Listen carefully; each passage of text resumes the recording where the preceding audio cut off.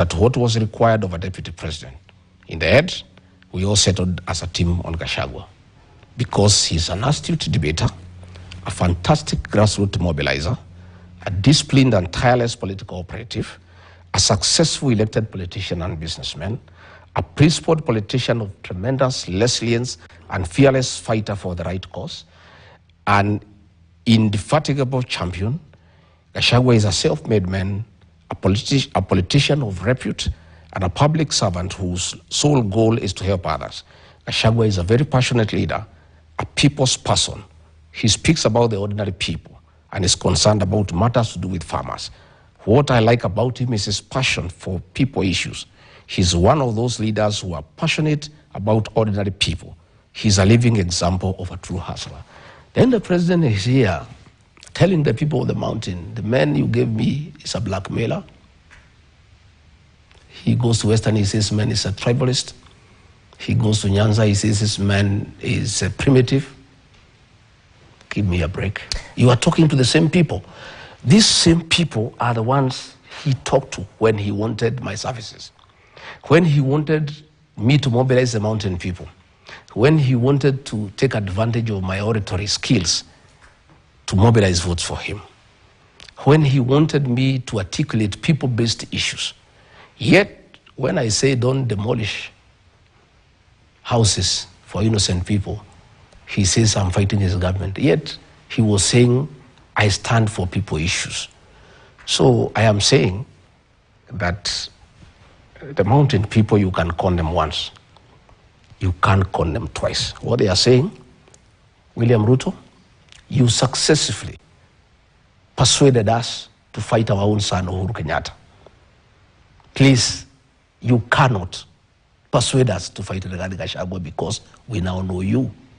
You came and told us that Uhuru Kenyatta is bad because he is working with Raila Odinga. And Raila Odinga is a very mad man and a very dangerous man, the Lord of Poverty. Today, you are working with Raila Odinga, singing praises for him everywhere. Then the mountain people are looking at him and saying, is this the same man who made us hate Uhuru Kenyatta because he was working with Raila Odinga? Today, he is singing praises for Raila Odinga, taking him all over Africa to be the king of Africa. Right. And he wants us now to believe him, that Rigathi Gachagua wanted 10 billion from him. Is this not the same man who came here and told us that Uhuru Kenyatta is a drunkard? Is he not the same man? Now he is here again, telling us that our son, Rigathi Gachagua, is incompetent. Our son, Justin Muturi, is incompetent. Our son, Moses Kuria, is corrupt.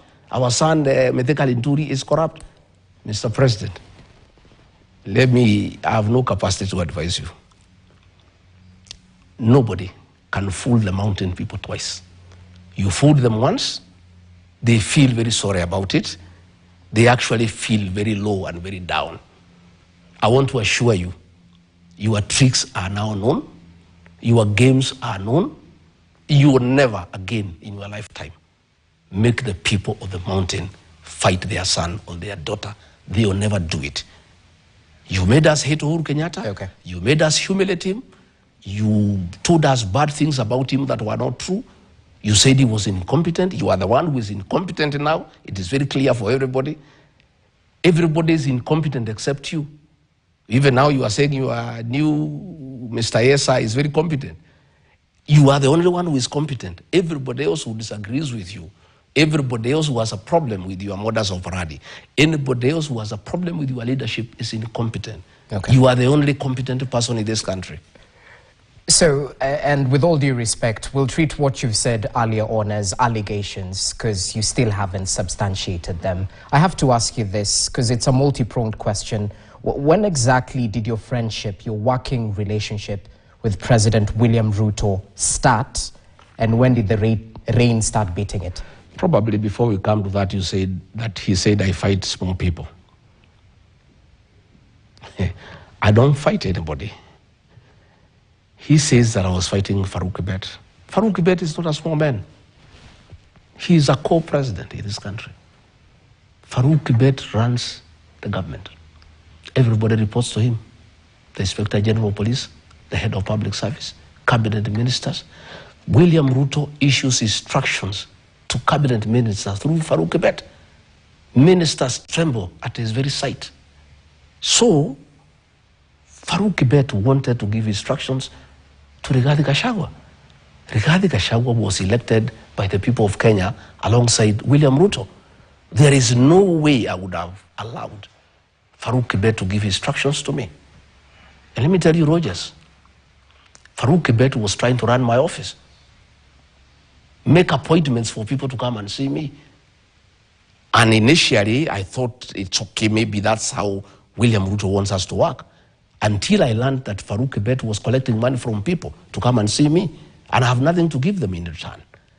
And I went and I told the president, Mr. President, I'm your principal assistant.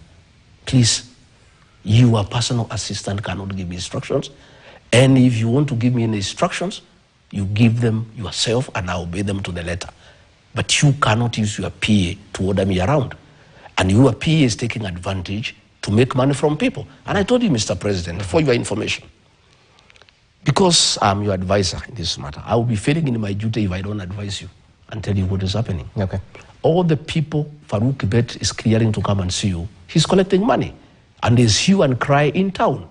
And State House is getting very disrespected because it has become a center of corruption. All appointments of people coming to see you, Kibet is collecting money. And Mr. President, I think you need to check this. But if you want to continue with it, tell him to keep off my office. He is not going to make appointments in my office, and he cannot tell me whom to see. So can you substantiate this? Farouk Kibet is not here to defend himself. But the president raised a matter. Are you asking me for an answer? Yes, yes. See, I must give you an answer. But I'm not the one. I've never raised that issue. Okay. It's the president who raised the matter. I'm answering to the people of Kenya. Countering what you've said. But I'm You've saying, said that he's the one. But I'm saying, Rogers, the president said that I'm fighting with small people. The answer is that Farouk Kibet is not a small person. So you're fighting big people. Fine. I was not fighting big people. Yes. I was telling the president, I'm elected. I'm not going to take instructions from your personal assistant. And I'm not going to allow him to push corruption in my office. If you want him to practice corruption in your office, you can go ahead. But you just said he was collecting money for people to meet with you. I learned the few people he had asked me to see. Later on, I heard noise in town that people are going to see the deputy president. Farouk has collected money on his behalf and he's not doing anything for us. That is when I got alarmed. I faced Kibet and he told me off. He said, I must make money. Hii serikali tumetafuta, mimi nimeumia na William Ruto miaka mingi. And actually when I talked to the president about Farouk Kibet, he said, wewe achana na Farouk, atafute pesa kidogo ya kukula bana. Hii mtu ameumia na mimi miaka mingi, akipata hapa kidogo kidogo yuko makosa gani? So, I'm telling you, when the president said that I'm fighting small people, that is a man who is running the country, you know? And everybody trembles. I'm the only man who would tell him off. Okay. When he says that I'm fighting small people, Itumbi. I don't know Itumbi. You can see the things he was writing about me. And Dennis Itumbi, the chief propagandist for William Ruto. Again, he's not a small man. This government of William Ruto is run by Itumbi and Farouk. This Itumbi, all these statements you see ministers issuing, like the one DCI has issued about the violence yesterday in Mweki. It's Dennis who crafts them. He crafts the messages, and you can see even that is language. He gives them to read. And my problem with that so-called small man is that they work in cohort with the president. And he hangs around State House. And if you have a discussion with the president and he doesn't like the way it is going, he sends him a text, and Dennis walks into the president's office and says, Mr. President, you are late for the next meeting. And the president brings the meeting to a closure. I had not realized that until I studied, I saw there is a pattern. And any time I had many issues with the president that were not pleasant, I would face him and say, this is not right, this is not good, and I would win the argument, and he doesn't like it, and he would like to bring a meeting to a closure. Somehow, Dennis walks in, and I saw a pattern. So one day, we were launching, the president was going to sign. He was going to sign the housing levy law, bill into law. And I was with the president in his office, the two of us. And I had a very a hot conversation with him, and I was telling Mr. President, Kenyans are not interested in affordable housing, and people are very unhappy about the taxation. And Mr. President, only a fool doesn't change his mind. Let us look this thing, and please, from the feedback I'm getting from the ground, and Mr. President, I was elected with you. I mean, it's my job to tell you what the people are saying. And since we are elected together on a joint ticket, when I see we are going down and I don't tell you, it is not fair. Then when we were just continuing, I think he took a phone, Itombe comes. And he said, Mr. President, we need to go. And I told Itombe, my friend, next time you interrupt me when I'm with the president, you know who I am. Get off. I am the deputy president. I was elected with the president here. Who are you to come and interrupt our discussion? Do you know what we are discussing? The president just looked and said, I think we go. Okay? So that is how I raised that issue. And I told him, Mr. President, how do you get these people to come and interrupt a meeting with your deputy all the time? So that those are the issues we were saying. Well noted. I was fighting with small people. Just to take you back briefly, because we're stuck of time, how much did you fund President William Ruto's campaign? No, I will not go into that. It's not necessary. I don't think I need to go into the details because I was also a candidate. I did not necessarily fund William Ruto. I funded the campaign well, because I was part of the campaign. And I don't think I need to go into those details. Then tell me this. Well, when did the rain start beating your friendship? When exactly? It's not friendship, Lily. But we went into a covenant with the president.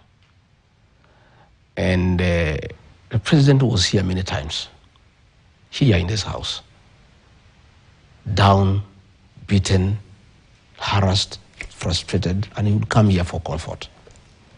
And my wife would pray for him, and we went a long journey from 2018 all the way to 2022. And I believed him and I trusted him. And since I'm a man of honor, I took his word for what it was. And we agreed many things, but we never wrote anything down. And that is a mistake that I made, that I regret today. And my community, the Mount Kenya people, regret today. But they have forgiven me because William Ruto is very deceptive.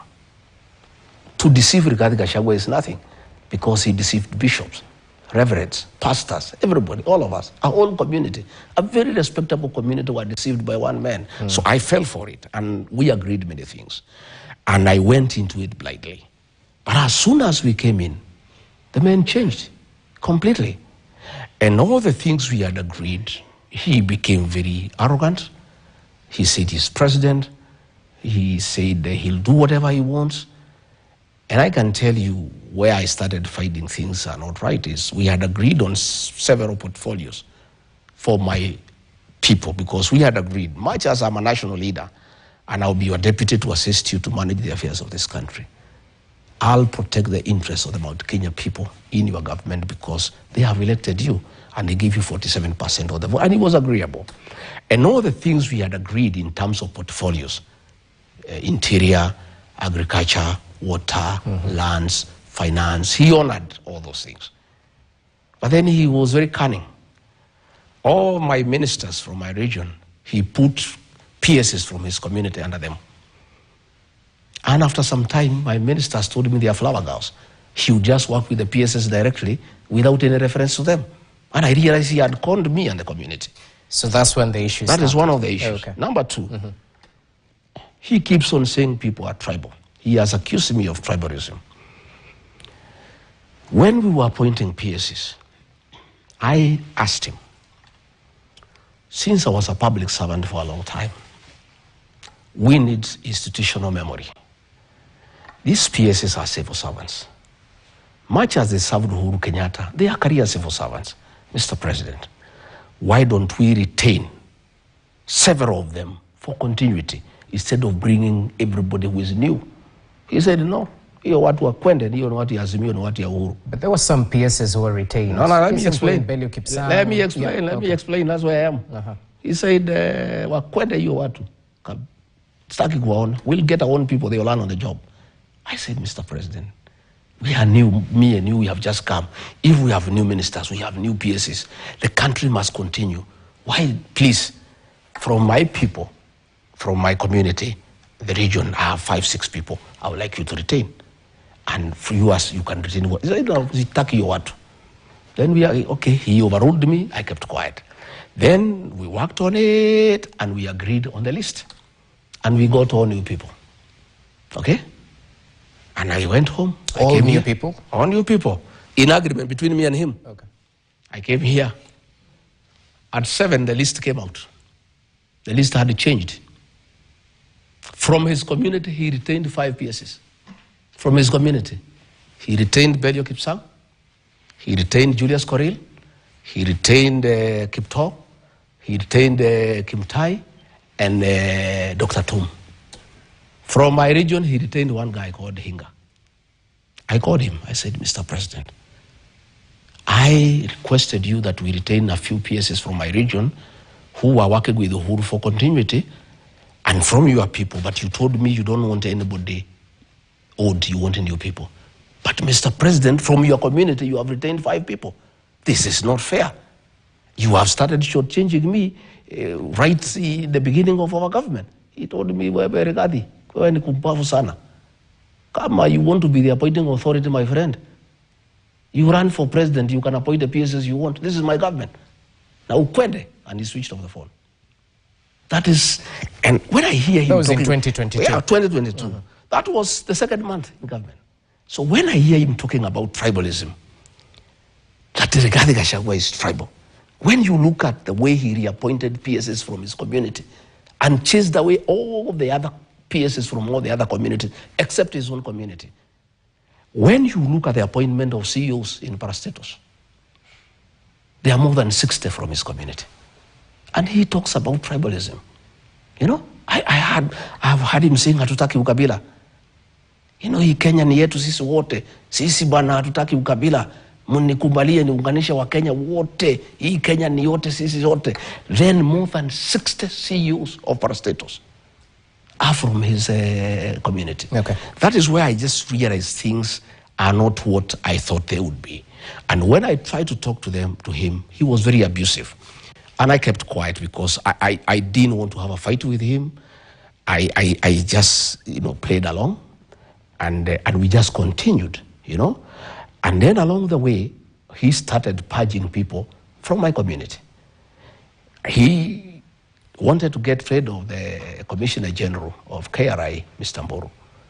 And I said, no, Mr. President, we agreed with you that 1 for 1. I mean, if you want to change Mburu because he was Uhuru's, you replace him with somebody else. He said, okay, no problem, let him go, we will replace him. When the replacement came, he took me around, he gave it to somebody else from another region, and like that. And then we went to Earth Water, he sacked somebody called Engineer Thoita. Okay. Like that, we went to the sports fund, he removed somebody. With the time I realized that he had, in a very calculated manner, having a purge on my people. And I started now fighting back. And I would face him and say, Mr. President, these people from this region voted for you, 47%. You will not be president without their vote. They are asking me questions that I cannot answer. The issue of pending bills, 900 billion. People came to me to see me. And I saw him, I said, Mr. President, for us to improve circulation of money into the economy, why don't we make the payment of pending bills a priority? Sema hiyo watu ni watu ya Uhuru bwana. Hiyo biashara walifanya kwa Uhuru waende watafute Uhuru walipe. I said, my brother, that was a government that was legal. It was not an illegal government even if it was headed by Uhuru Kenyatta. Mm-hmm. The liabilities of government under President Uhuru Kenyatta are our liabilities. Money that we have borrowed from foreigners, we are paying, even if it was borrowed Uhuru's time. Mm-hmm. Even this money that our people have worked on, he said, no, wacha tufanye mambo yetu bwana. And I just realized that the priority was to do new business so that people can have their cut. They didn't want to pay money for old business because they were not part of it. those are some of the issues that started giving us problem and we went along. And thanks for clarifying that, because people might wonder where exactly did the rain start beating. But I have to be the devil's advocate here, Your Excellency, because at the end of the day, the people who still associate you closely with the head of state, since you campaigned for him vehemently before the 2022 general election, and thereafter, that's when, this working relationship was a little bit skewed. To those who equate your complaints the same way as they equate those of a jilted lover, that since you faced the axe, now it's obvious that you won't go around praising the head of state. I didn't start saying I have a problem with him when I was asked. I started saying before. If you remember, on June 25, when policemen massacred our children, the president called a press conference and he did not invite me and say the agencies are criminals who are prisoners. The following day, as deputy president, I called a press conference in Mombasa. And I told him off. I said, these are not criminals. These are our sons and daughters. I had not been jilted. I had not been asked from office. I stood firm. And let me tell you, one of the issues I disagreed with the President William Ruto up to today, and I will never give in, was abductions and extrajudicial killings. I am a father. I am a Christian. I am a husband. I am a leader. I am an elder in my community. Children are our flowers. You cannot kill children because they're asking questions. And the questions they're asking are legitimate. That we are running down the country. That there is too much corruption. That we are not listening to the people. Those young Gen Zs were raising legitimate issues that I had personally raised with the president. Allow me to interject. And I can tell you, after that, he accused me okay. of having been behind the Gen Z protest. Okay?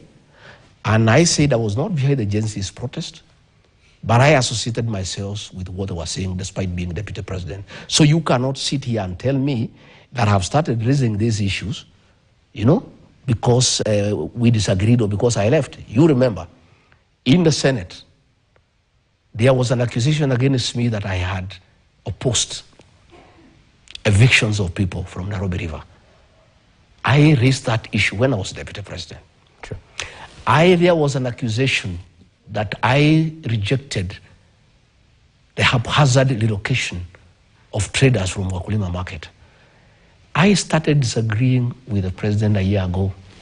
Our disagreement around October was the culmination of a whole year of total disagreement. Okay, but I'll have to voice what critics say. At the end of the day, weren't lives lost during the 2023 Azimio protests? Did you speak vehemently against it? No, that time, the first 1 year. The first 1 year. Briefly, as we take a break, yes. The first 1 year, I believed in the president. And you heard him excuse me that I was not defending government programs. Wewe kushasikia Rigathi akienda kwa TV kutetea housing program. Wewe umesikia Rigathi akienda kutetea education model. The first 1 year nilikuwa naenda, and there are clips. Until I realized the affordable housing is a fraud.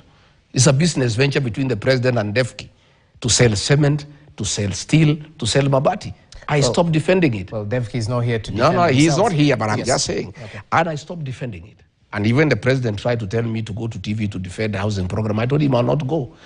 When I learned the university model is not working, and it was very unpopular with the students and parents, I refused to go. So he wanted me to go and defend Adani, which is corruption. I refused to go and defend.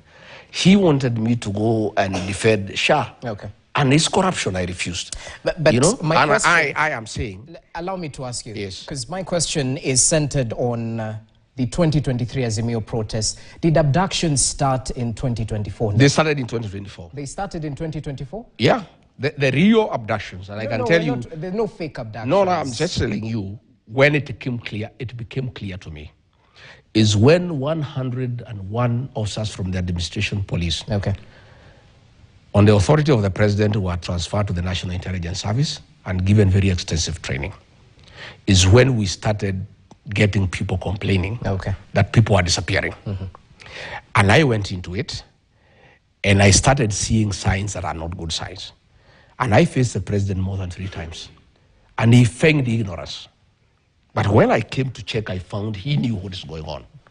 These abductions were being done by the National Intelligence Service. And I had a problem with them because I am a very straightforward man. Okay. And I spoke very strongly in the National Security Council.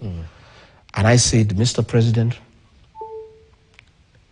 let us not treat the symptoms, but diagnose the problem. Okay. These young people, we need to find out why they are complaining. Yes. Killing them, abducting them, is not a solution. Thank you for your patience. I cut you short right before the break. With all due respect, somebody has just sent me a text I saw during break from Rugoro Ward saying that they were amused by President William Ruto and lies, because when he spoke, he said that he is the one who built the road to Amonyoro. And somebody had just said, to the people, they are just laughing, he's such a liar. That road from a place called Marua, Gatunganga, State Lodge, Kiamariga, Karandi, Wawambui, Wamunyoro, Irori, Mukavuru, was funded by President Uhuru Kenyatta in the year 2019. I commissioned that road in the year 2020. And that road was constructed long before William Ruto was elected president. So the people of Wamunyoro and the people of Rugoro are saying he's such a great liar, and he should be doing his homework before he lies to people, because anytime they see him there, anasema ile mtu ni muongo sana. Now, I want to give you 3 things that we disagreed with William Ruto. And it's important briefly, because now that he spoke the other day trying to say that he disagreed with me because I wanted 10 billion, I think it's important now that I tell the people of Kenya. I had a serious disagreement with President William Ruto about Sudan. You know, we have a problem in Sudan. There's a rebel movement called RSF. And the leader of that group is called Hemeti, has been the vice president of Sudan. So in 2023, William Ruto called me to his office and told me that diplomatically, a president can only invite a president to visit him, and he has a friend who is a vice president and he cannot invite him. So he wanted me to invite him on his behalf. I recall you said this. And he had a letter. Yes. I signed that letter, and Hemeti came, and we met, we discussed about Kenya and Sudan, but that was not the purpose of the visit. I took him to the president. Later on, I realized they are doing business. After some time, it became clear to me that the international community had placed international sanctions against Hemeti because of genocide, killing women and children, displacing people, and no other crimes against humanity. So President William Ruto called me again and told me to invite Hemeti again. And I told him, Mr. President, this is a butcher of women and children. And he is using our country, through your friendship, to bring gold from Sudan, clean it in Nairobi, take it to the Middle East, use the funds to buy arms to go and kill people in the Sudan. I told him, Mr. President, I am a father. I am a Christian. Just the way we are killing our children here through abductions, I cannot be party to what is happening in the Sudan, and I cannot invite Hemeti here because he's coming here to clean his gold here, sell it in the Middle East, buy arms, go and kill children. I said, I will not. He said, you must. You are my deputy. This guy is my friend. We are doing biashara.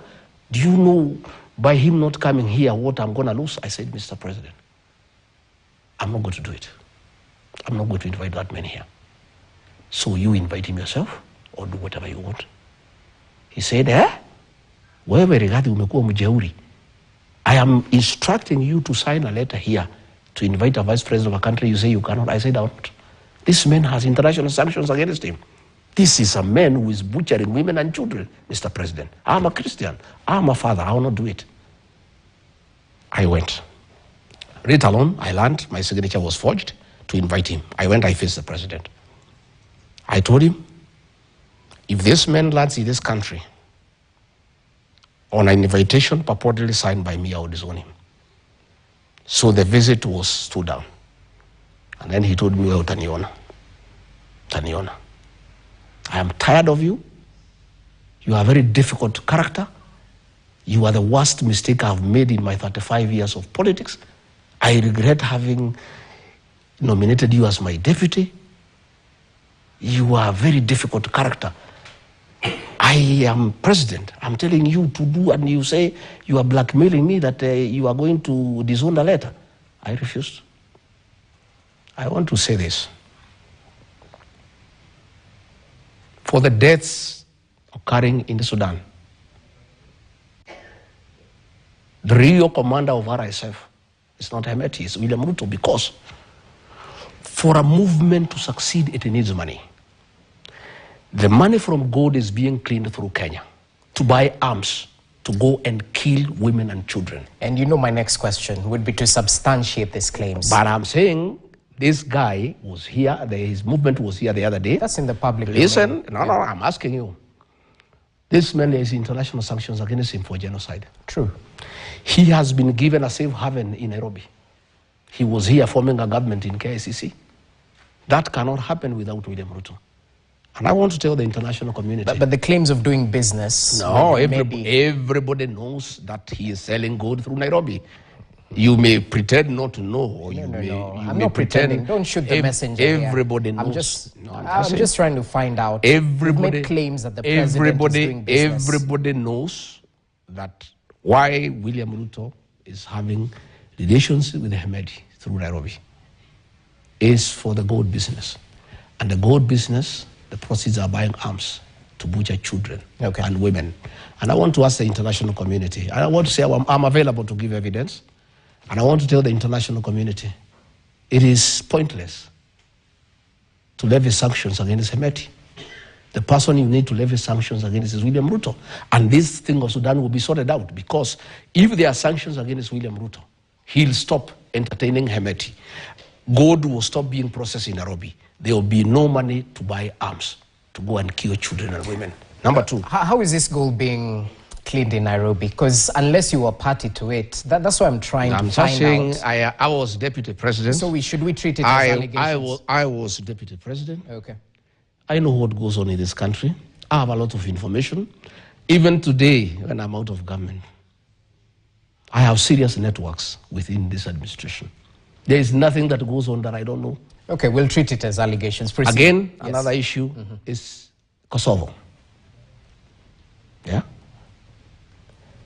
Very senior officers from the Ministry of Foreign Affairs came to see me because it had become apparent to everybody. Nobody in the cabinet can face William Ruto. I was the only person. So what was happening is that where people felt things are not going well, they would come and see me. They told me that internationally it is unwise for the Kenyan government to acknowledge or recognize Kosovo. And that will create us problems internationally.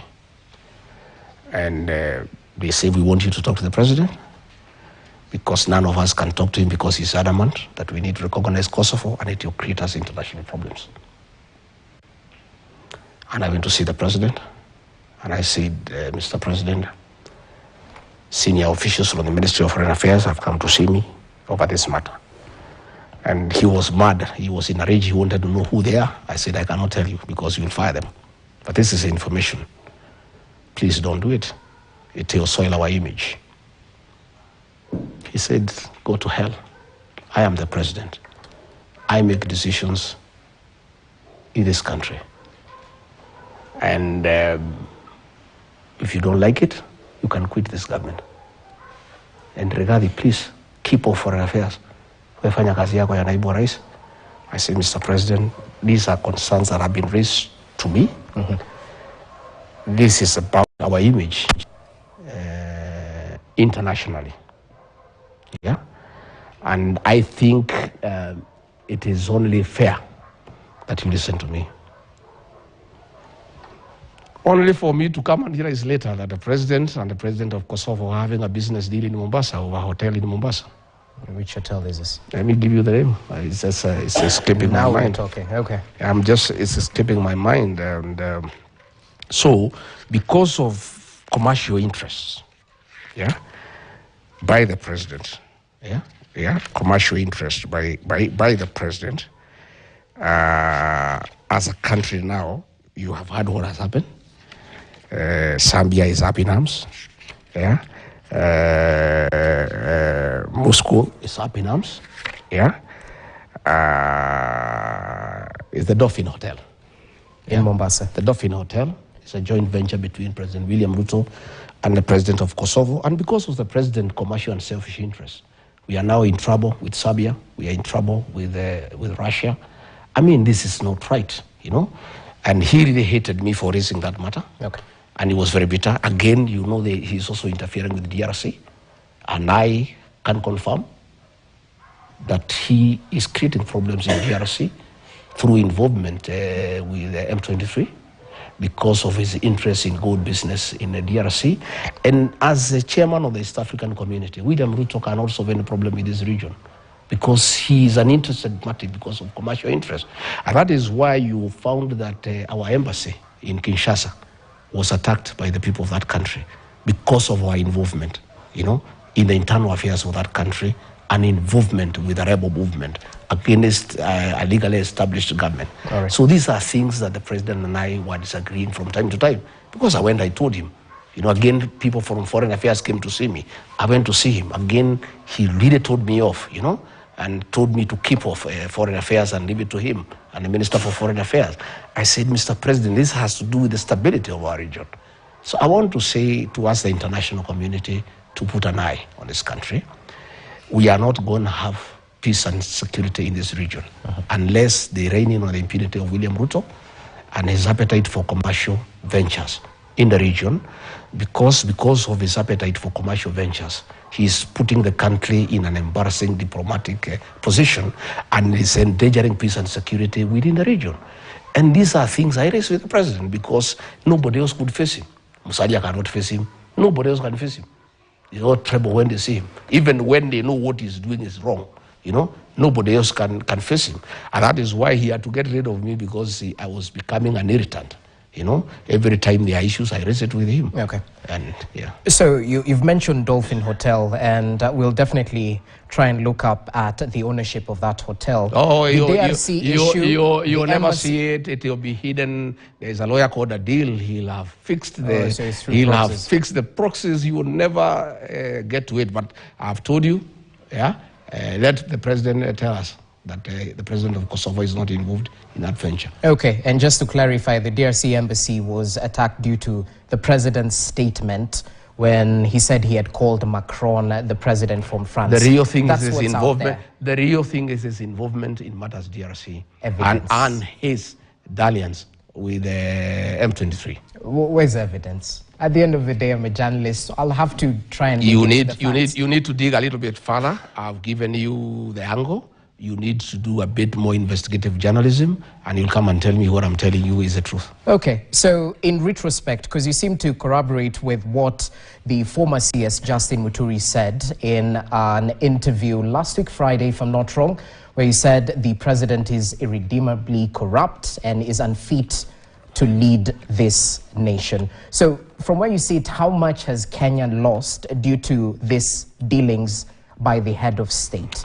Well, Kenya has lost 38 billion shillings to Italians on Arol, Kimorel, and Itare Dam. President William Ruto says Muturi is incompetent. That is a lie. Muturi was a very competent Attorney General. He's a patriot. He's a hero to this country.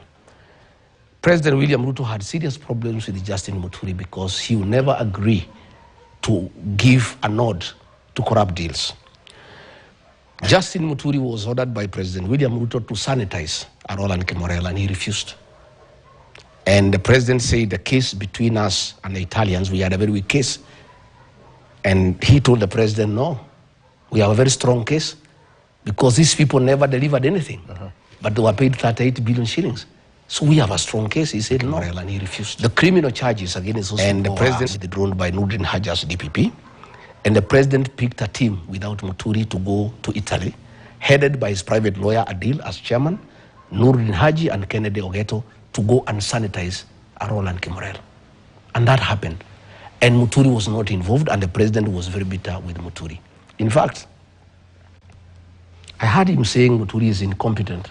One day, I heard something. We were in a place called Kanyuambora on the 7th of August 2024. That is just after he had removed him as AG and appointed him as Minister for Public Service. So I heard him telling the Muslims that he had a very incompetent AG. You know, he has double speak. This is what he told the people of Kanyambora. William Ruto says different things depending on who he's talking to. When he wanted to please the Muslims of their issues, he says Muturi is incompetent. But when he was in Embu in Kanyambora, to please the people of Embu, he says something different. He says, asanteni sana watu wa Kanyambora kwa kunipatia huyu Justin Muturi. Amenisukumia sana mambo ya sheria. Sasa nimempatia kazi ya kunisimamia wafanyikazi wote nchini Kenya. He was saying how competent he is. One day, President called me and he was in a rage. Actually abusive. Wewe Rigathi, huyu mjinga, mbere huyu naitwa Justin Muturi, ni mjinga sana. Can you look for him? Umwambie I am his appointing authority, mimi ndio rais. I have called him, I have given him instructions to sign some documents, and he is saying he cannot sign. You tell him, kama utamuongelesha Kiembu, umuongelesha Kiembu kama ndio atasikia. Ya kwamba if he does not execute those documents, I want his letter of resignation akifika Nairobi. This is while he was AG. Yeah. I said, Mr. President, calm down. What is the problem? He said, hiyo mtu ni mjinga, mlevi, very incompetent fellow. Hii mtu uliletea, ulitoa hii mtu wapi? He was very quarrelsome. He was almost abusing me. So I said, okay, Mr. President, let me talk to him. I called Justin Muturi, and the number was roaming. Yeah, AG, hey, where are you? He said, no, I'm in Dubai on transit. I'm coming from somewhere. I'm on the way back to Nairobi. I said, the president has called me and he's very bitter that you are disobeying him and there are things he has asked you to do and you are not doing. Why are you disobeying the president, Mr. AG? He says, no, president has asked me to sign them documents in the lobby of an international airport. Documents I have not seen. Documents I have not verified. Documents I have not authenticated. I mean, DP, how do I sign things that I don't know? And it's about $1 billion US, and these are things that I don't know. And these people, DP, I'm very unhappy. They called staff from my office. President is telling me, your people have worked on it, just sign. And nobody told me that they have called people from my office. I cannot sign. The president says you resign when you come. He said, no problem, I will resign, but I will not sign. Ay, nikanyamaza. So nikaenda kutafuta president baadaye. Nikamwongelesha polepole nini huyu Muturi amesema ya bana hiyo mtu ni mjinga. That man, where did we get this man from? He's a very difficult character and he is really, sabotaging my programs. Hii ni maneno mimi nimepanga ya climate change, and now he is frustrating, I said okay, I left. So later on, after 3 weeks, Muturi came and see me. He said, mtu ya nyumbani, hii kazi imekuwa ngumu. The thing the president was asking me to sign is a fraud. It's $1 billion US that is being brought to the country without going through the National Treasury, which is contrary to the PMF Act. This money is supposed to go to the Ministry of Environment without going through the National Treasury. I have done due diligence. The owners of that farm have criminal cases against them. And there are people who are involved in money laundering. And from my investigation, this is money laundering. I'm not going to do it. So I told the president what he has said. And he was very bitter. And you know what has happened? Since Justin Muturi refused that thing, the talk of climate change, for the last 1 year, you have not heard the president talk about climate change. That 1 year, 2023, he was talking about nothing else but climate change. It was a scheme for money laundering. We were talking about planting 15 billion trees. That deal for $1 billion US dollars was supposedly to plant 3 billion trees. These 15 billion trees was a fraud to bring in money in a country for money laundering. And since Justin Muturi, who in my view is a hero for this country, refused, you have never heard for the last 1 year, the Minister for Environment or the President talk about the 15 billion trees because it was scuttled by Justin Muturi. Again, the last one about Justin Muturi. Yeah. Why he's a hero? We were in Naivasha. And again, the President was mad that Justin Muturi had refused to okay a purchase of land for industrial park. And the President, we slept in Naivasha, we were in a retreat. He called me to his suit, and he said, I want you to talk to this tribesman of yours. Na hii watu yago Rigiji wananisumbua kwa hii serikali. Hii watu ya mlima wananisumbua. Martha Koome ananisumbua, huyu Muturi ananisumbua, wewe saa ingine unaleta kichwa ngumu, niko na shida na nyinyi. Wewe ongea na Muturi, we want to buy 11,000 acres to jenga industrial park, tufungue Naivasha. Can you talk to him? I said, yeah, well, I look for Muturi. He said, no. I have told the President that it is illegal to get money from SFT. SFT is a settlement fund trust. That is money meant to settle the landless. He said it is not legally possible to use money for settling the landless people to buy land for industrial use. Yes. Again, he told me this land has not been procured competitively. I mean, how do you procure land for 8 billion shillings without any tender, without any due process? So you're single source. How do I, as AG, do that? He said, I can't do it. Okay. Again, when we were in Kakamega for a cabinet meeting, he was again mad with the AG because the then CS Health reported Muturi to the President that he has refused to sign a cabinet memo for the 4 health bills. And the health bill, and I again talked to Muturi. He said those bills did not originate from my office. As Attorney General, all government bills must originate from my chambers, from the State Law Office. These bills were done in State House. I have no input. How do I append my signature to something I have not originated? So the fight between William Ruto and Justin Muturi is one, he refused to okay corruption. He refused to own bills that he has not originated, and he refused to be twisted by the President to allow money laundering in the country. And to me, again, the President is calling him incompetent, the way he called me incompetent, the way he called Uhuru Kenyatta incompetent. Anybody who doesn't agree to what he is saying is incompetent. The same with the Mithika Linturi. And I had a fight with the President, myself, because President William Ruto was Minister for Agriculture during the Kibaki time. During Uhuru 1, that is the first 2-3 years, 2013 to 2016, Felix Kosgei, the head of public service, was the Minister for Agriculture. So when Mithika Linturi was appointed Minister of Agriculture, the President and Felix Kosgei were running the ministry. Mithika Linturi was just a flower girl in the ministry. And I can tell you, they wanted to fix him about fertilizer.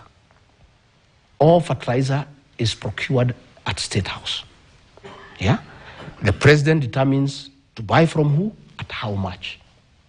It is the President who does that with Felix Kosgei.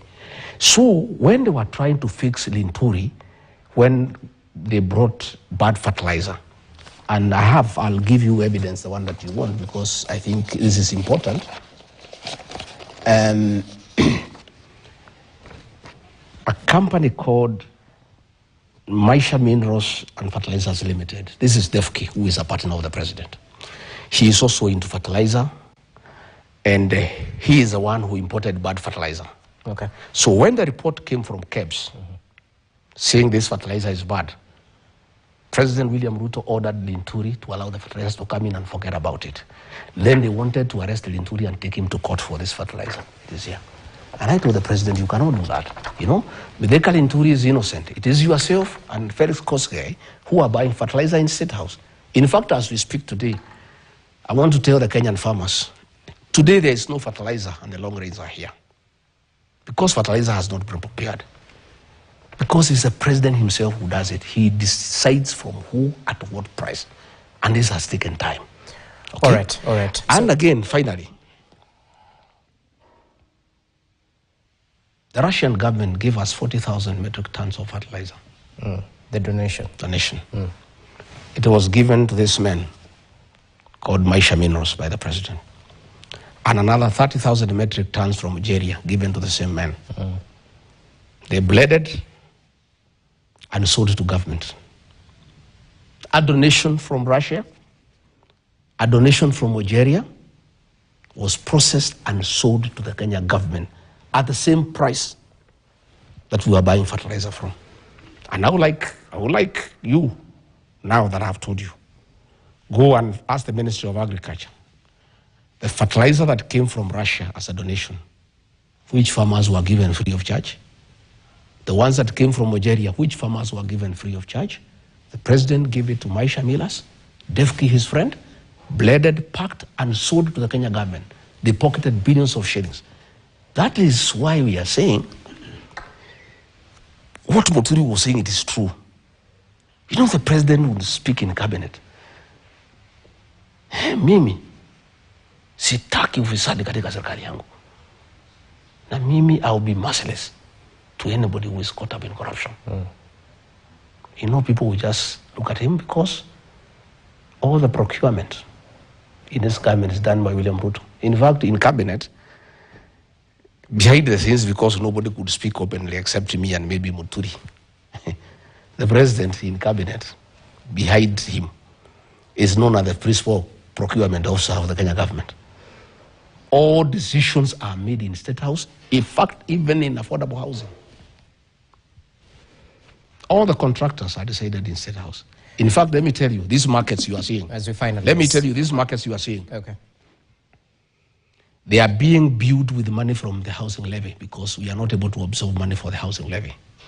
And that is illegal, of course, because the money was collected for housing, but it's doing the markets. Why the president cannot agree to give this function to the counties? You know, markets are a devolved function. It's because of the procurement aspect.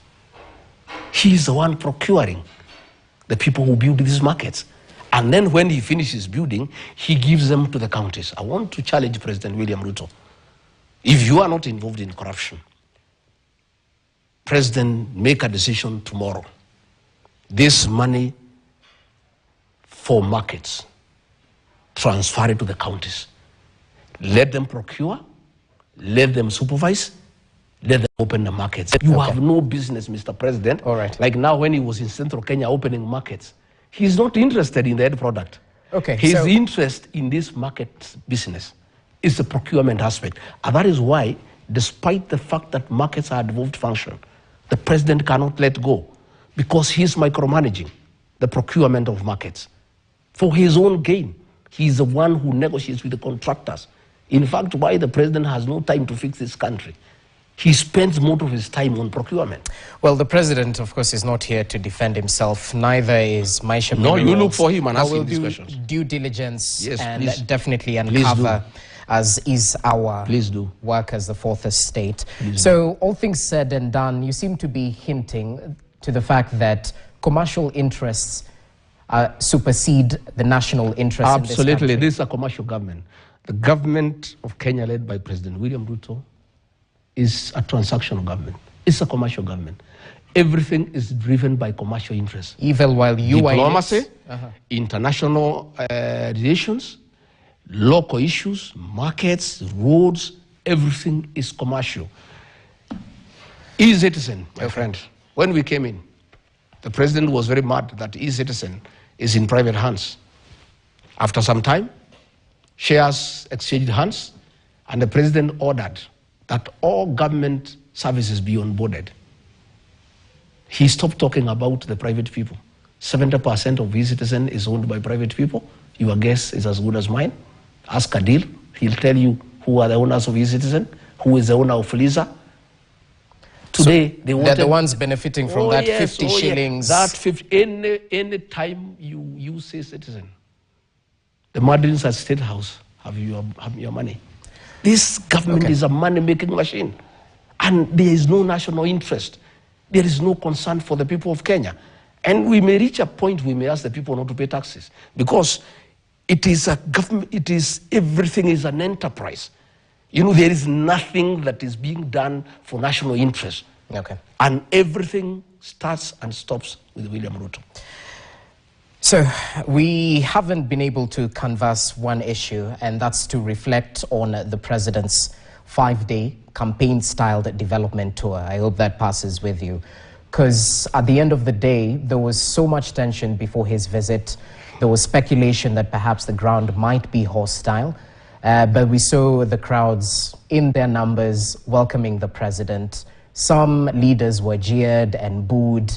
But that notwithstanding, critics argue that you might be losing your grip on the Mount Kenya region, that perhaps the decamping of the Maragua Member of Parliament, Mary Wamaua, is a writing on the wall of things to come. How would you respond to those? Well, to start with, yes, the president was welcome in the mountain, and we asked the people to let him come and talk to them. I heard him saying he has a 20-year history with the people of the mountain. If that is true, he has not understood the people who are his friends for 20 years.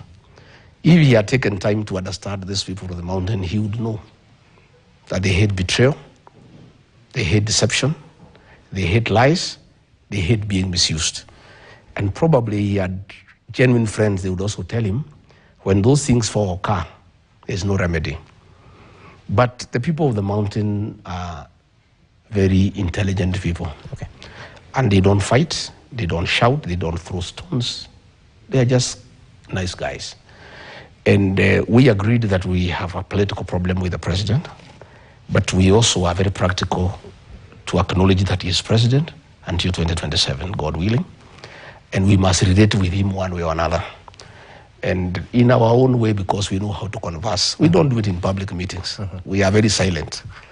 There was an agreement and understanding among the mountain people that our relationship with the president going forward is commercial and transactional. And the people of the mountain are business people. We said if anybody has some money to bring to us, we take it, because even when you own a shop, you don't have to like your customer. What is important if he has money to pay you. So we asked our people, come out and welcome the president. You saw the number of buses, the mobilization, the borders, 3,000 each, the dancing women, 2,000 each. Allow me. There was too much. There was too much money. Because there are claims of mobilizing financially. The president's men yesterday disregarded these claims. No, that is okay. But you saw the clips. You saw people being coached what to say. You saw money changing hands. I didn't see. That's what I'm asking. You have seen, but you have the evidence. Yeah, I'll give you the clips. You have seen people saying we were promised 2,000, we were given 1,000. But we are saying it doesn't matter. The president is happy. He got good photographs. He got good options. And that is fine. He's welcome again in August. And if possible, let him come in December. We need him because we need money for Christmas. He's most welcome. The people of the mountain have made some serious decisions. Those decisions cannot be changed by anybody. They cannot be changed by anything. And we are not fighting. I am not fighting with the president for the control of the mountain. I heard he said he's the king of the mountain. Let him be the king of the mountain. And if he's the king of the mountain, he did not go around. He should have just used his chopper, go to the Lenana Peak and pronounce himself as king. If he wants to be the king of the mountain, let him proceed. About, I don't know, MP decamping from where? The people of the mountain don't follow leaders. It is the leaders who listen to the people and where they want to go and align. That is what I do myself all the time. So she listened to the people and decided to decamp. I'm saying, if that is what the people told her, yeah. That's what I'm saying. Okay. If that is what the people told her, it is fine. But what I know is that the people of the mountain are not led. They tell the leaders where to go. So if the president believes he has the ground in the Mount Kenya, He's the president. If he believes he's a kingpin on the mountain, so be it, as we are not bothered. All we know is that we have agreed on how to go politically. The people of the mountain have told me that we made a mistake to go to an election without our own political party. They have said that will never happen again. They have asked me to form a political party, a national one, which I have done, which will be announcing in May. That is what they have told me. Again, they have told me that they will not agree to be divided, and our vote will go to one basket. That has been agreed. Again, they have told me they are aware the president wanted to isolate us, and that is why he had a meeting in Mount Elgon, where the MP for Webuye announced where the president was there, that they will unite everybody to isolate the mountain. They are aware of that, and therefore they have told me to look for friends, and I'm doing that, and things are going on very well. About what will happen politically, that is a story for another day. Let's keep on observing. Okay. And are we asking the president? He came to the mountain. People of the mountain welcomed him. Nobody disturbed him. Nobody jeered him. Of course, his cronies had a very difficult time in Nyandarua and Lari and Githunguri. And why they had a problem in Nyandarua, Lari, and Githunguri, those three places are unique. Nyandarua is the home of the Mau Mau struggle. Lari is where we had the Lari massacre. Githunguri is where the independent church started. That's where this struggle for independence started. The people of the mountain had a big problem with the traitors and collaborators than the white colonialists. Because the collaborators and the traitors made them suffer a lot. The people of Nyandarua and Lari and Githunguri cannot stand traitors. That is why you saw that reaction. Okay. They didn't have a problem with William Ruto per se, in terms of showing that they are unhappy. But people who have betrayed the community, the people of Lari, the people of Githunguri, the people of Nyandarua could not hide their feelings. And as we finalize on this, just briefly, you mentioned that the mountain has left the Kenya Kwanza administration, specifically the UDA party, to the rest of the country who are watching the masses and the claps and some instances of boos and jeers.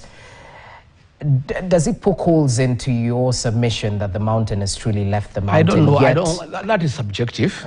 But let me also tell you, even William Ruto, yes, where he sits, if he is honest to himself, he knows he was talking to his money. He was talking to his money, and a man can do what he wants with his money.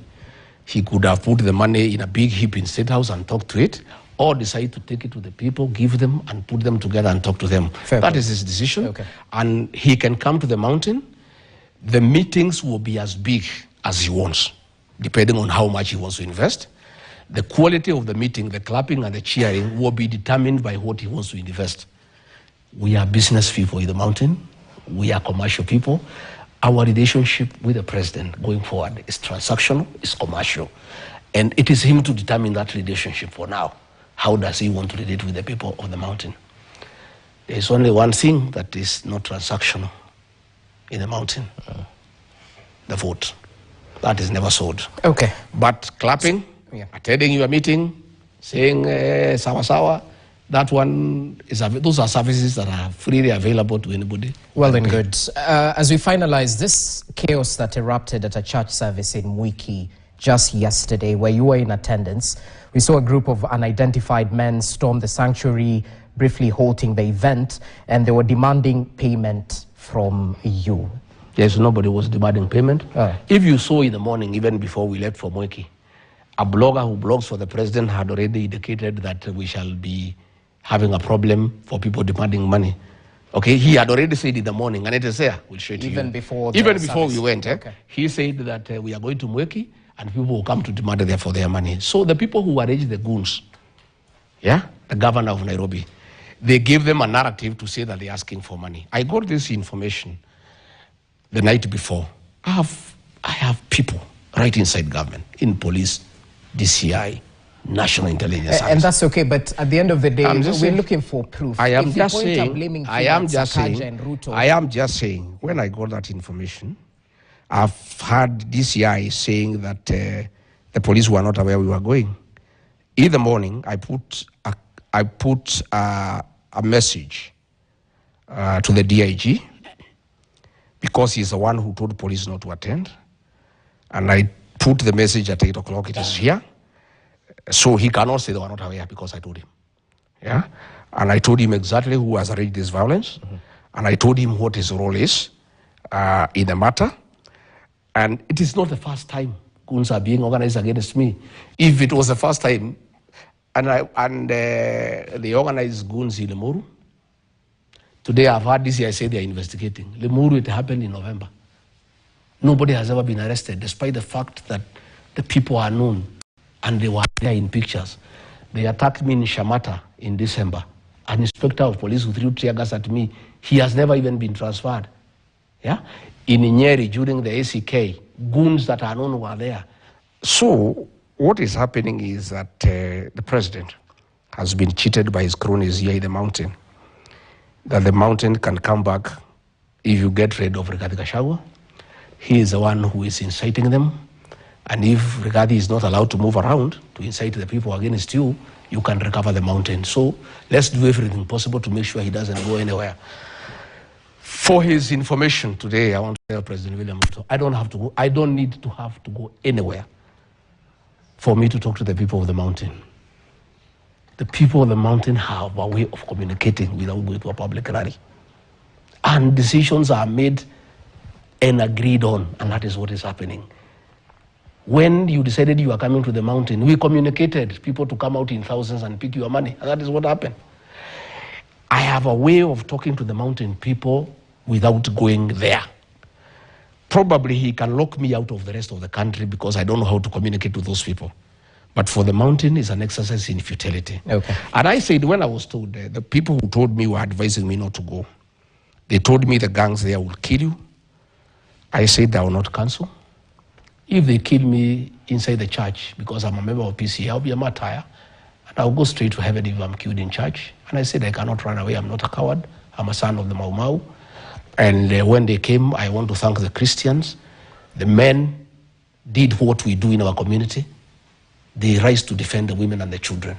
The women and the children's comfort for safety, but the men joined with my people, fought off the criminal gangs. So to the naysayers who might argue that, and of course, chaos at the pulpit is unfortunate and something to be frowned upon. Not even at the pulpit, anywhere, generally. Chaos are unfortunate. Yes. So to those who might push a narrative that, lightning just doesn't strike the same place twice, perhaps this is something set up to bring out the emotions of voters, to sort of bring the empathy, to those who might say that this was stage managed. That is a narrative by the government, and it's a stupid narrative. It cannot go anywhere. When we were attacked in Limuru, it was in broad daylight, everybody was there. They almost killed me in Limuru. When I was attacked in Shamata, everybody was there. President William Ruto used to say that there are no fools in this country. I don't know at what point he changed his mind. He thinks they are fools. You cannot fool all the people all the time. People know that the government is organizing violence against me, and the people who are unhappy with what is happening in the country. But I want to say we are not intimidated. We are not cowed. We'll stand firm. I have asked our people not to retaliate, but the young people are telling me now this is too much. And that is what happened in Wiki yesterday. And much as we have told our people not to, counter these gangs, I'm not sure that will happen anymore from what happened yesterday in Wiki. Okay. They'll be countered because really, if the police do not want to keep law and order, the Deputy Inspector General of Police is the one who told the police to keep off. I've heard DCI saying that they were not aware. They were told not to keep off, and they called us, policemen from Wiki. We are told not to come. So if the police do not want to keep law and order, if you want this country people to take the law into their own hands, there's nothing we can do as private citizens. Even I was told when we had this interview, the local member of parliament back home there was saying he'll organize goons to attack my Wamanyoro home to distract the attention of the people from this interview. If they want to attack my home in Wamanyoro, let them go ahead. They can touch the house, they can do whatever they want to do. My former PA, who now works for the president, was even saying that he'll organize people to attack my businesses in Nyeri town. They can go ahead and do whatever they want to do. What I know is that our people have made certain decisions. Those decisions will not be changed by them harming me, by them burning my house, by them burning my property. It will just solidify the resistance in the mountain. It will just harness the rebellion in the mountain. And the more they do it, the worse it becomes. Whatever little gain the president may have made in that trip was cancelled yesterday when goons attacked us in charge. Okay. The people of the mountain are very Christian, and they believe in God and the sanctity of places of worship. By government sending people, and the conversation in the mountain last night was, this reminds us of Kiambaa Church. The impunity. When goons, when 35 women and their children were in a church in Kiambaa, and goons went and touched them inside the church.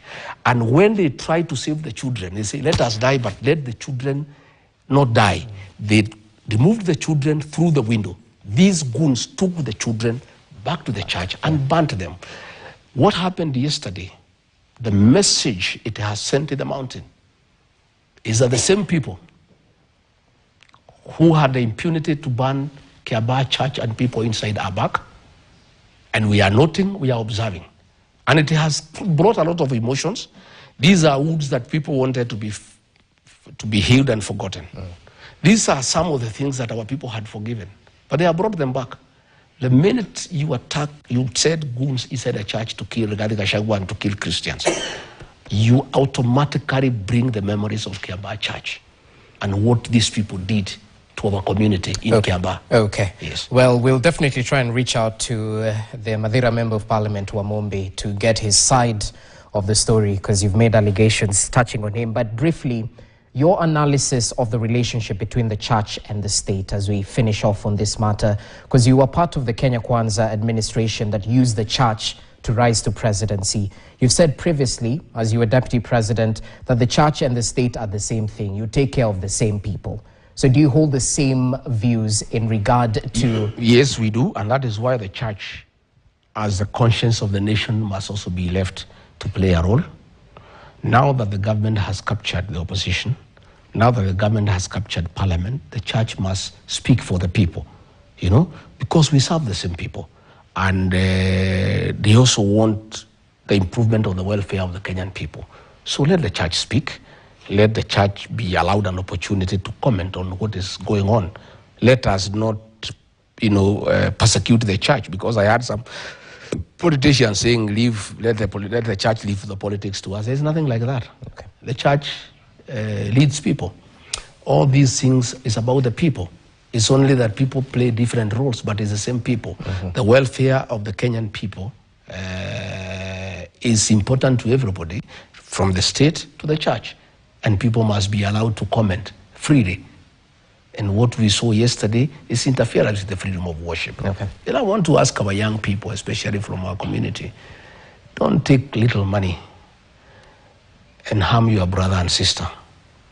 You know, it's unfortunate that these people, the government is taking advantage of people who are not employed to really misuse them and give them money to harm other people, destroy property. I would like to plead with our young people, much as I know you are jobless and you are having problems, there is still an opportunity where you can earn some money without hurting somebody else, without destroying property, without creating chaos, without creating mayhem. Right. There is still that opportunity. The clarion call has been received. So, in terms of freely commenting, I'd like you to react to a comment by the CDF General Charles Kahariri, who not too long ago questioned the Ruto must go chance in reaction to the digital space being used for digital dissent. Not too long ago, equally, we saw the Inspector General of Police during a political gathering. He spoke briefly away from politics, but his presence spoke a lot. He mentioned that he was there for security to plan the security ahead of the president's visit in the region. But if you put these two things together, as much as the police is independent and the military should be apolitical and not suppress the freedom of speech, don't you think that this Ruto must go chance can actually incite an unconstitutional action? I don't think so. Ruto must go is a clarion call for preparing people for the general election. Moi must go was there. Moi was not even a candidate in 2002, but it was there because he had a project. That did not lead to any unconstitutional change of government. I think people are just gearing towards the election, and our constitution guarantees the freedom of expression, freedom of speech. If you feel dissatisfied with the performance of William Ruto and you say he must go, you have committed no crime. You will be able also to express yourself on the ballot. What the CDF said is very unfortunate. You know, the military is most trusted institution in this country, and our military is very professional and is respected. That is why you find we have been called to oversee peace missions by the UN, by the AU across the world for years, you know, because our military has been very, very professional. That's why you find even when the military came to the streets during the Gen Z were marching with the soldiers because they have confidence in them. I don't want to advise General Kahariri, but having worked with the President William Ruto, I want to tell him to be very careful. I saw the way IG Japheth Kome was set up by President William Ruto during the Gen Z protest. He set him up, go and say this, go and say that, go and say this. And then when there was too much pressure, he called him in my presence and asked him to resign. Probably the general has been told, go and say this so that there is public backlash, and probably prepare a way for his exit. I am not sure, but let him be careful because I know President William Ruto. IG Kanja spoke in Kikuyu in Nyeri asking people whether they are happy that the president has come. He has no business as IG to go and market the president in Nyeri or elsewhere. That is not his work. And even if he was there to keep security, that also begs a question. How insecure was the president that he needed the IG himself to be in charge of his security detail? It has never happened. I see the regional commanders take charge of the president when he is in a region, together with the presidential escort commander. I've never seen an IG take over, the security of the president, unless you tell me that the president was having a serious challenge in Nyeri. What I know is that Douglas Kaja was tricked by Mr. Yesa to come on top of the vehicle and speak so that they can set him up for public backlash, so that if they want to exit him, they have somewhere to start. That's the way they did to Japheth Kome. I want to ask IG Kaja, I want to ask General Kahariri, be careful. The president has been a purge of people from our region. Probably you are being set up, and you be careful. Be very measured in what you say. Remain very professional. Please don't allow the president, don't give him an opportunity to find a reason to exit the two of you, because I know him and I know what he's up to. I have seen the way he's going. The other day, he removed our 5 chairmen, Dede Nyoro, Wanjiko Mohea, James Gakuya, everybody. He removed John Methel, he removed Nyoto, he removed Murango, he removed Karungo Thangwa, and replaced them with people from Western, people from Nyanza, people from Coast. The president, since he removed me, has just been removing everybody. And one of the things we used to disagree with him, I will never allow him to remove our people. And since now there is nobody to defend, because his assistant has confirmed publicly that he has confirmed publicly. So he cannot fight for the mountain people. The president will do whatever he wants. So General Kahariri, IG Kaja, please be careful. Don't set yourself up for slaughter, because I can see when I look at the public outrage, probably the president has just tricked you to make some funny comments so that he sets you up for slaughter. Just the way he had told me to talk about the shareholding, he set me up and then used the whole thing to exit me. So he told you to talk about shareholding? He's the one. He is the one who had told me, wewe, hii maneno ya watu wetu, wale walitupigia kura, wewe pigia debe, wewe pigia hao debe. Then he used the same thing to set me up. So I think General Kahariri, Kanja, I think the president is setting them up. Let them be careful. Okay. I'd like to pick a few questions from our viewers as we conclude our conversation right here. One of them being that, and I think they're reflecting from what one of the president's men said yesterday, because he was asking, how can you lead a country, yet your statements are divisive?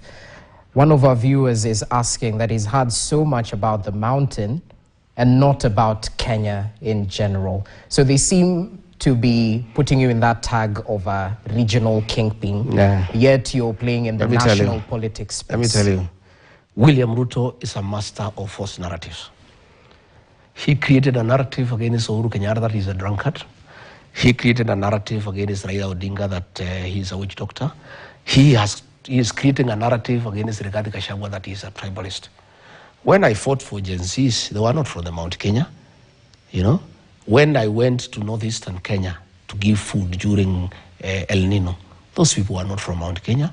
I speak for the Kenyan people, but I also come from somewhere. And there are some people who expect me to stand up for them. And again, my brother, when these people go to meetings, they say that they'll gang up and isolate the people of Mount Kenya. What do they expect me to do? They expect me just to keep quiet and let them isolate Mount Kenya? When the president is purging the people from the community, they expect me just to keep quiet and let him purge the people from the community so that I'm seen to be national? I am a nationalist. When I talk about the payslip holders, when I say the president has raided the payslip and a new administration that I'll be part of will restore the dignity of the payslip, is that about Mount Kenya? When I say Kenyans are being overtaxed, is that about Mount Kenya? You know, this brand of trying to brand me as a tribalist is William Ruto. You saw him trying with the Eden Duale, trying to create a wedge between me and the Somali community. Simply because I said, Nuruddin Haji is not doing his job properly. They try to create a narrative that I have something against the Somali. Let me tell you, the Somali community and our people are one. We are business people. If you go from Thika here, Sagana, Karatina, Narumoro, Nyanyuki, Meru, the Somalis are everywhere. If you go to Isili here, the Kikuyu community and the Somali community are one. And we work together. And myself, I do business with the Somali community, you know. And there is no way the people of Mount Kenya can survive business-wise without the Somali community. But simply because I talked about one individual, they try to say that I have something against the Somali community.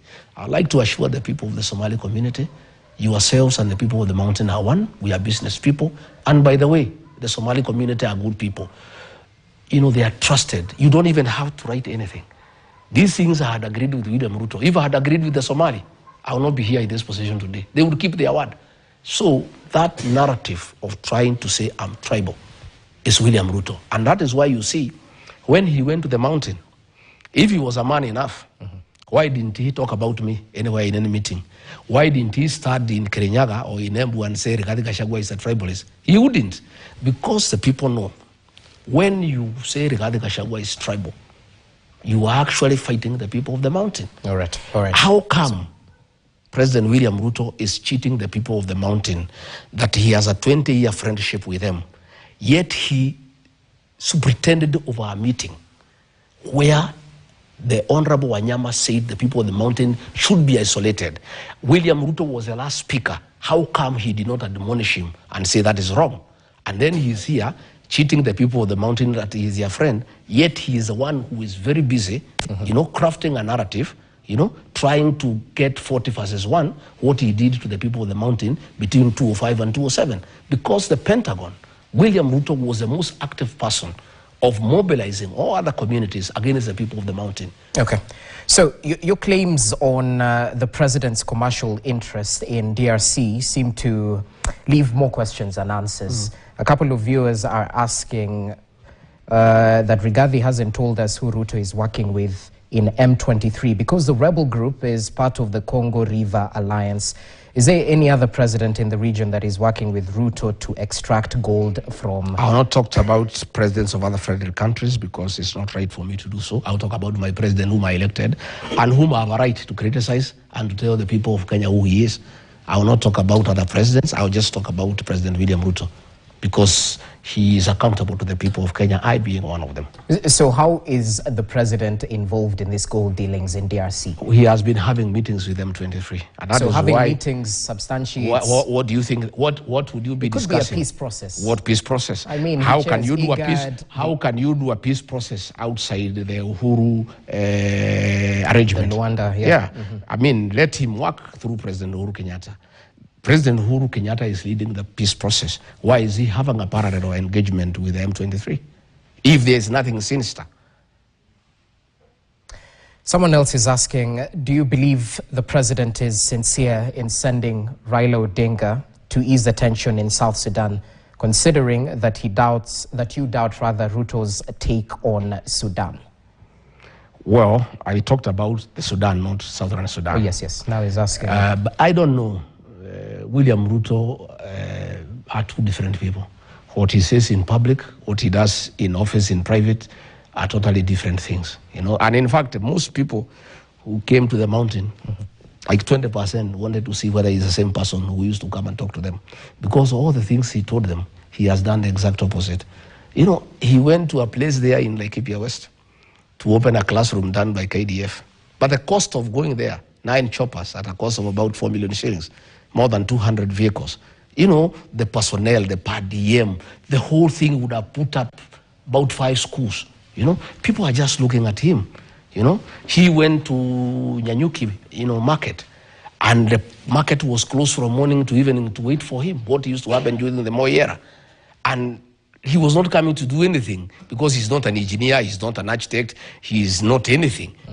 When he went to Meru, to open a sewage that he had opened 7 years ago in Maua, instead of going to Nithi Bridge and giving a practical solution, because that is what he promised the people. Well, he said before the 2027 election it will be done. But he had said 6 months. And he should stop telling people about to have faith in him. He made promises. If somebody, lets you money and you say you pay by this date, if for whatever reason you cannot pay by that date, you give him a good reason. But you don't get irritated when he says you are dishonest. William Ruto is saying that we should believe in faith, that since he said you do it, we should have faith that you do it. No. Leadership is about being pragmatic, is being practical. He is the one who set the timelines. Nobody set for him. When he said he would do Nithi Bridge within 6 months of being sworn in, he's the one who gave that commitment. He should have gone back to the people of Meru and said, hey, I made a commitment for 6 months. It's not possible. Now he's saying he will do it before 2027. What the people are saying, not just in the mountain, but across the whole country, they are saying, don't say it anymore, just do it. And they are saying, do what Mwai Kibaki did. Don't come to inspect projects. Don't come to launch. Do it, finish, then come. Mwai Kibaki, when he did Thika Road, and it was done, you know what he did? He just drove through the road to Olaya. Yeah, no fanfare, nothing. Just to see and enjoy that the road is smooth. Let all these projects be finished. Yeah. Then when they are finished, he can come and launch. He went to a place to launch, 4 posts in a pickup. I mean, what is that? Transformers. Those are things that the assistant county commissioner can do, because the cost of moving a president, my friend, the cost of moving a president, it's so enormous. And in what he is launching, his movement surpasses the actual cost of what he's going to see. You find that this cost of this trip that he did in the mountain is in excess of 1 billion shillings. Yeah, that money would have finished most of the projects that are stored when he's sitting in the road. That, but anyway, no. We are looking at it. We know the cost of the choppers, the cost of the vehicles, the per diems, the money that was fed for buses, the one for giving border guys, the one for giving women and dancers is in excess of 1 billion shillings. Then let me ask you this. Because the president said during the Mount Kenya tour that the people will examine all of the politicians in 2027. He added that he will be ready for that political test since he's preparing for it through the actualization of promises that were made. 2.5 years plus some change down the line in this Kenya Kwanza administration. How far are we in actualizing the promises that you and President William Ruto made I'm to not the part of Republic government. of You Kenya? can ask me that question. I'm not part of government. Me, I can just tell you that most of the promises have not been kept, and the people are angry. And even when I was in office, they were telling me, and I'll raise the matters with him and he'll be very offended. But are Kenyans being too hard on the president? You yourself said you found a dilapidated economy. At the end of the day, the expectations are so much, but the reality But is you see the problem, the finances that I thought was the position. But when I saw the money was available the way it is being used, like now, the other day, supplementary 2, we gave 10 billion shillings to the National Intelligence Service, purportedly to restore peace in the region. And the president is the one who is causing problems in the region. But that money is not for restoring any peace. That is money for the president, is what he is using for campaigning. That is money that is meant for development. 10 billion through the list is what the president is drawing. And they drew a lot of money that 1 week through accounts held by National Intelligence Service. We have people everywhere, cash money, and it's going for that. So what we are saying is, whatever little money that is available, people want to see something. People are being overtaxed, but they are not seeing a corresponding service that will match the taxation. People ordinarily wouldn't have a problem with paying taxes, but people would also want to see their taxes are being used appropriately. Okay. So when they see you with 9 choppers going to open 1 classroom in Laikipia West, people feel very offended, extremely offended. You know, when they find the money meant for taxes is being used to bribe people to attend meetings, people get very offended. But they still take the money because the money is already out there. In any case, even if they don't take it, it will be taken by somebody else. But taxpayers are very, very, very offended by what is happening, the misuse and misappropriation of resources that are meant for development, that are meant to improve their lives. Okay. Yeah. As we finalize, because we've definitely bought into the prime time and we were supposed to conclude a little bit earlier. You mentioned that in May you will be launching your political party, that all things are ready, considered, and it's just waiting for the launch. For those who might question that, you know, you still have an impeachment hanging over you and you're locked out of office, what exactly is the end goal? And the last time we were talking here, you said that you could force a mini general election. Is that still in the plans? The matter of the impeachment is before courts of law. The matter is fairly straightforward. The MP say they voted me out because I said they will lose their seats. So there was nothing constitutional. The president says I was voted out because I wanted money from him. If I wanted money from the president, there's nothing unconstitutional about it. So it's very clear, really, that there was nothing, you know, and I'm sure the judges have taken judicial notice of these pronouncements, you know, that all the MPs are saying they had to get rid of me because if they don't get rid of me, I will get rid of them. So I believe the law will take its course. But as I told you, the right to vie for office is absolute, is protected in the Constitution. And our Constitution is very clear that you cannot be barred from running for office until you have exhausted the available remedies in law. That is fighting your case all the way to the Supreme Court. We have not even started, you know. So if the matter is not concluded before 2027, I'll fight for whatever office I want to fight for. If I want to fight for president, I believe I'm qualified. If I want to be whatever, I'll do whatever I want to do. And that matter is being used by my opponents to tell people on the mountain, don't follow this man, he cannot run for office. I don't have to run for office. I have a responsibility to unite my people, to make them relevant in the national political discourse. I have a responsibility to craft a political party, a political vehicle for the region so that they can participate in a meaningful manner in a general election. I have a responsibility to mentor young people, which I'm doing.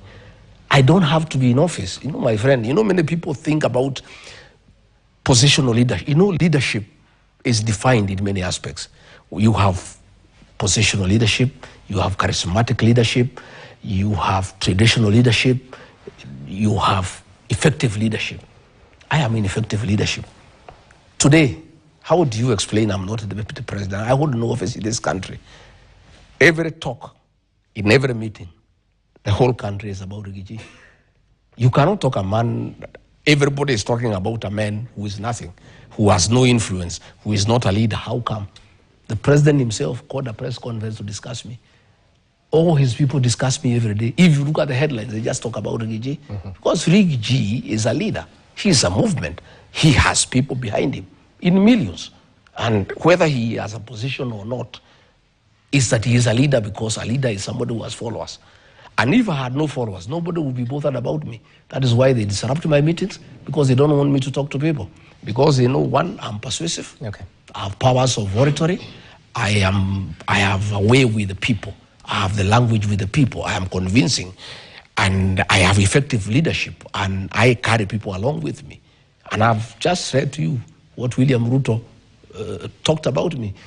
What he said then, that is the true Rigathi Gachagua. What he is saying today, and something I was saying, he said, and he said, that's why you see William Ruto is a pathological liar.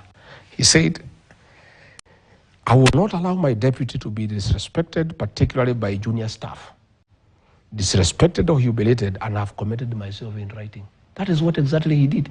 These people he's saying I was fighting, he's the one who was sending them to disrespect me. And you know, they would come from his chopper, they abuse me. They are standing on top of his vehicle, they abuse me. You know? Even I was looking today at the issue of Moses Kuria.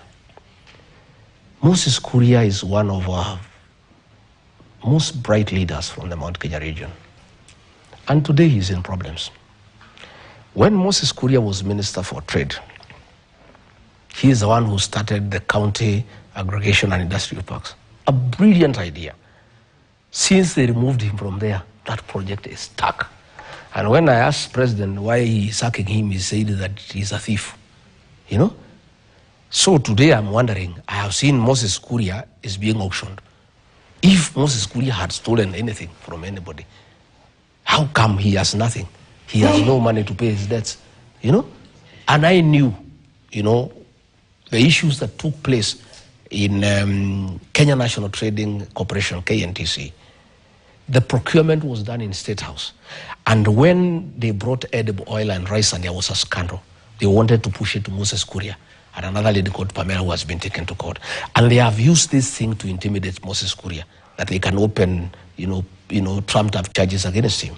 But I really want to ask a question. I was asking myself, if the way the president told me he removed Moses Kuria as minister because he was corrupt, how come today that Moses Kuria, today the court allowed these things to be auctioned? If he had money he had stolen from the ministry, he would be able to pay his debts. Again, the president did not want any leader from the mountain who has a brain, who is principled, and who can do anything. That is why he got rid of Rigathi Gachagua, Moses Kuria, Methekali Nturi, Justin Muturi. You're talking about Moses Kuria, who's the economic advisor to the president. I am saying you cannot remove. So he's not getting rid of. You cannot get a man as minister and make him an advisor. That is a joke. You know, it's like chasing away a wife and making him a maid in your house. You know, it's very disrespectful. Okay. But I want to say, yes, Moses Kuria, you cannot replace Moses Kuria with William Kabogo. It's an insult to the people of Kiambu and the people of the mountain. Moses Kuria is a brilliant mind. And I can tell you this idea of KIPES that Moses Kuria came up with. Had the president allowed him to stay as minister for investment, trade, and industry, today, those things will be working. And we will not be having the situation we are having with avocado, with carrots, with potatoes, yeah? But because he's a brilliant mind, yeah? He had to be edged out and given some peripheral job there who advised me on this and that. And Moses Kuria cannot advise William Ruto. William Ruto takes no advice. William Ruto advises William Ruto.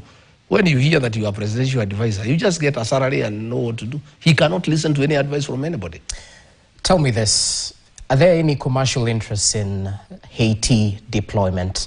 Because we've definitely seen a couple of casualties and there was some progress at the initial phase, but it seems the gang-related violence might be surging in Haiti. I sat with the president when he made a decision to take our policemen to the Haiti. And as a former security officer in government, I did persuade my boss that I found it inappropriate and unnecessary. And Donald Trump has taught us a big lesson, that America first. What is the point of us going to help the people of Haiti when we have security challenges in this country? We have problems in the North Rift. We have problems in Wajir. We have problems in Mandera. We don't have enough policemen, yeah, to help our security situation in the country. Again, we voted funds in the National Treasury when most of our police stations have no vehicles, when our officers have no uniform. What is the point of trying to look so international to take our force to take our officers to Haiti when we have serious challenges in the country? And I think the president told us that time that the whole thing will be done by the United Nations. But I still find them appropriating money in the budget for Haiti. But he gave us a promise that we are not going to spend a cent. But I still had a problem. I told him, Mr. President, even if we are not going to spend a cent, I would rather these officers help our people here in the country, because we have serious security challenges and we don't have enough officers. So, to me, the whole thing was misguided. It was unnecessary. And I think the former ambassador to the US, Meg Whitman, was very close to the president. I think she's the one who persuaded him. And because the president that 1 year wanted to look very international, to be everywhere and to look as a new guy on the space, he was willing to do anything to get an international image. The whole thing was misadvised. It was unnecessary. It has backfired. Mr. President, please, only a fool doesn't change his mind. Cancel this thing. Let our boys and girls come back home so that they are safe and they can also take care of their motherland. Just the way America is doing. They are saying America first. Ushughulike mambo yako kwanza. Wewe unajifanya mjuaji atikwenda kusaidia Haiti na hapa nyumbani police stations have no vehicles. I had these MPs who are there telling the president we have no vehicles. These ones who follow him, you know. Yet money, 2.5 billion has been allocated to Haiti. Why can't we have that money to purchase vehicles so that they can be able to do patrols, they can be able to do maneuvers, they can be able to secure our country and make sure our people are in peace and they are secure. Okay. In conclusion, Rigathi, all things said and done, major pronouncements have been made by you. You've substantiated some of these pronouncements, others remain as allegations. But to the Kenyan who's watching back at home, who might be balancing between trusting a man who worked closely with the head of state or trusting the head of state himself, who you've castigated vehemently, what do you tell the ordinary Mwananchi, not just the Wanjiko, but the Mora, all across the country? The people of Kenya knows between Rigathi Gachagua and William Ruto who lies. It's obvious. Instances are there. All the things he has said he'll do. He said that when he becomes president, he'll give free diapers to the people of Kenya. Nothing. He said he'll supply gas cylinders to every home. He has not.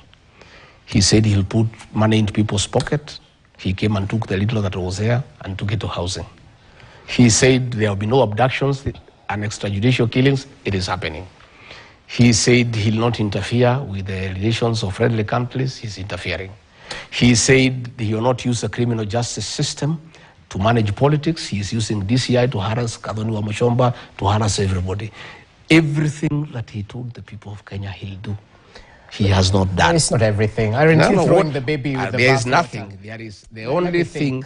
Top of my head, the hiring of teachers. The hiring of teachers against the law. Teachers are supposed to be hired by the Teacher Service Commission. The women rep for Muranga publicly said that these forms are issued in the State House. So the president is hiring teachers because he's the one who is hiring teachers. I've told you, he's doing all the procurement. He's a chief finance officer. He's a chief accountant. He's a chief employer. Even as we speak today, they are trying to change the law to take over the functions of the Public Service Commission and give them to Felix Kosgei as head of public service so that he can employ people from State House. You know, the Constitution says to change the functions of the Public Service Commission, you need a referendum. But through a back door, they want to remove the powers of the Public Service Commission, transfer them to the head of public service, so that just like he has hired all the CEOs from his community, all other public appointments will be managed by his tribesmen, and he'll hire his community. So we are saying all the things that he said he'll do. He said there will be no tribalism. He is practicing it. He's accusing us of articulating it. Me, I have said, take care of my people. I have done nothing about it. Him, he is actually doing it. You know, doing it. I want you to go and look at the list of the CEOs of parastatals, my friend. Yeah? Just look at it. And tell me, given the tell chance, me, wouldn't you do the same? No. I'm saying, even if I did, I would not pronounce myself that I don't do it. Me, I have said I fight for my people. I don't hide about it. Him, he says, he is for the whole country. I don't want tribalism. All of us are part of Kenya. This is broad-based. But the actual implementation of appointments is skewed towards his community. And it's in black and white, you know? And he does not even pretend about it, by the way. He doesn't pretend about it. So I am saying, between me and William Ruto, don't even ask me that question. Ask the people of Kenya. They know who is lying, who lies every day. And people are tired of these lies. And you have heard everywhere, wanasema ni uongo, uongo, uongo. And there is nothing the Chief of Defense Forces can do about it. There is nothing the Director General of NIS can do about it. They just have to let the people of Kenya be. Right. Kenya is a democratic country. There is freedom of expression. If people say Ruto must go, General, there is nothing you can do about it. If you want to help the president, sit him down and tell him to correct the issues that have annoyed the people of Kenya and why they are saying he should go. Don't treat the symptoms, treat the disease. Find out where is it that the president has lost the people of Kenya. Why is it that a man who was so popular 2.5 years ago, a man people believed in, everybody now is saying he should go. And if you go to social places, everywhere in the whole country, you know, they were trying to say it's a mountain issue. It is not. It is across the whole country. The other day, they were here in the Nyayo National Stadium. The people from the mountain don't go to watch football. It's the people of Western, the people of Nyanza. The whole stadium was just saying Ruto must go. You saw the other day in Kisii, when Shabana meeting. If you go to all these nightclubs at night, in Kisumu, in Nakuru, in Mombasa, the chant is the same. And there's nothing the general can do. You just let the Kenya people be, allow them to express themselves. And the way the president said, and if he means it is good for the country, he said that he'll subject himself to a test. And if the people think he has done a good job, they allow him to continue. If they think he hasn't done a good job, he'll go back and do farming. Mr. President, that is the spirit. So don't abduct young people when they say you should go home. Leave them alone. Because you have said yourself that you are willing to go home if you don't perform well. So these people who are criticizing you, let them be. If it's Rigathi Gachagua, he is doing his politics, stop sending goons to harass him. You know, don't disrupt his meetings. Just be true to what you said, that you are willing to subject yourself to a test by the people of Kenya, and you'll accept the results. But don't harass people who are of the opinion that you have not done a good job and you should go home. Just leave them alone. Okay, well noted. That's